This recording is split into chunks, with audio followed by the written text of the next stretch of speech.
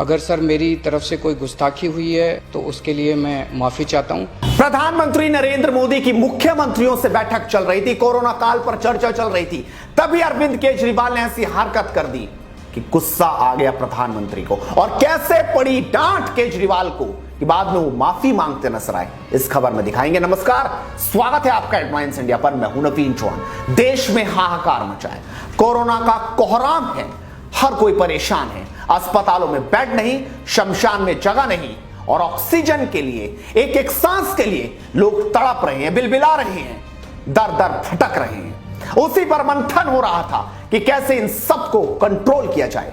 सभी मुख्यमंत्री थे और वहीं पर मौजूद थे दिल्ली के मुख्यमंत्री अरविंद केजरीवाल ने। यह गोपनीय मीटिंग थी जिसका सीधा प्रसारण करवा दिया केजरीवाल ने।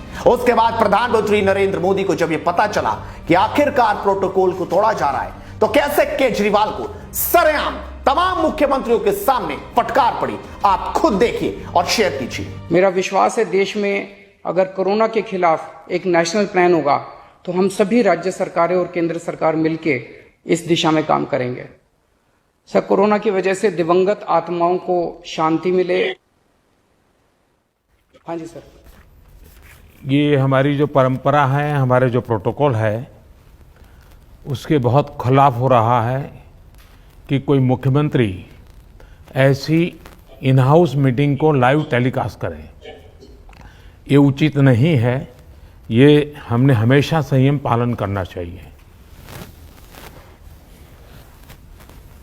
ठीक है सर, इसका ध्यान रखेंगे आगे सर। मैं सभी आत्माओं को शांति मिले, जिन जिन लोगों का इस दौरान कोरोना की वजह से जिनका देहांत हो गया, और उनके परिवारों को दुख सहने की शक्ति दे। अगर सर मेरी तरफ से कोई गुस्ताखी हुई है, मैंने कुछ कठोर बोल दिया, मेरे आचरण में कोई गलती है, तो उसके लिए मैं माफ़ी चाहता हूं। लेकिन अभी तक जितने आज पॉल साहब की जो प्रेजेंटेशन थी वो भी बहुत अच्छी थी, और उसके हिसाब से जो भी हमें निर्देश दिए गए हैं उन निर्देशों का हम पालन करेंगे। आप देख सकते हैं, जिस कोरोना काल के समय में लोगों की मदद के लिए मीटिंग हो, वहां पर केजरीवाल उसको सीधा प्रसारण करवा रहे थे। वो वहां पर टीआरपी बटोरना चाह रहे थे, वो वहां पर जनता को भूलकर अपनी टीआरपी के चक्कर में थे, और यहीं पर प्रधानमंत्री को गुस्सा आ गया। लेकिन हैरान करने वाली बात तो यह थी कि मुख्यमंत्री प्रधानमंत्री उस बैठक में मौजूद थे, केजरीवाल को वहां पर जानकारी ही नहीं थी, जानकारी का अभाव कह लीजिए।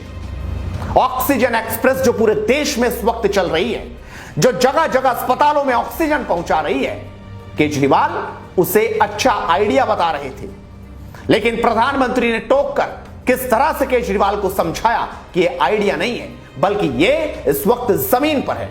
आप देखिए कि कैसे प्रधानमंत्री ने अरविंद केजरीवाल की राजनीति करने वाली सोच पर रोक लगा दी।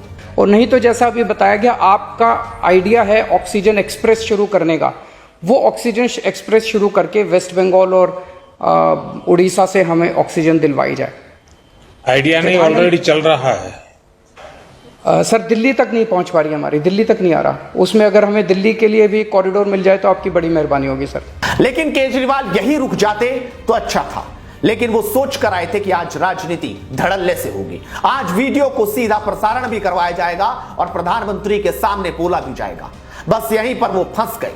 दरअसल उन्होंने एयरलिफ्ट की भी बात की कि ऑक्सीजन को एयरलिफ्ट के जरिए पहुंचाया जाए, जबकि उन्हें जानकारी होनी चाहिए कि देश की आर्मी, एयरफोर्स इस वक्त पूरी तरीके से मैदान में उतरी हुई है, और ऑक्सीजन को हवाई जहाज, और इन तस्वीरों में आप देख सकते हैं, इस कदर लगातार जगह जगह पहुंचा भी रही है। लेकिन केजरीवाल यहां पर भी झूठ बोल गए, यहां पर भी उन्हें अपनी राजनीति समझ में आ रही थी, जबकि उन्हें यह कहना चाहिए था कि आखिरकार कैसे हमें कंट्रोल करने हालात को, कैसे हालात ना बिगड़े। प्रधानमंत्री जी, हमें बताइए किस तरीके से सहयोग होगा, आप ये बताइए। लेकिन वो बातें वो कर रहे थे जिनका यहां पर शायद कोई औचित्य ही नहीं था। सर, दिल्ली का जो ऑक्सीजन का कोटा आपने बढ़ाया, हम उसके बड़े शुक्रगुजार हैं, लेकिन उसमें लगभग 100 टन ऑक्सीजन उड़ीसा और वेस्ट बंगाल से आनी है। हम परसों से, जब से कोटा बढ़ा है, हम कोशिश कर रहे हैं उस ऑक्सीजन को दिल्ली लाने की। मेरा आपसे निवेदन है कि यहाँ से ऑक्सीजन अगर हो सके तो हमें हवाई जहाज से उपलब्ध करवाई जाए।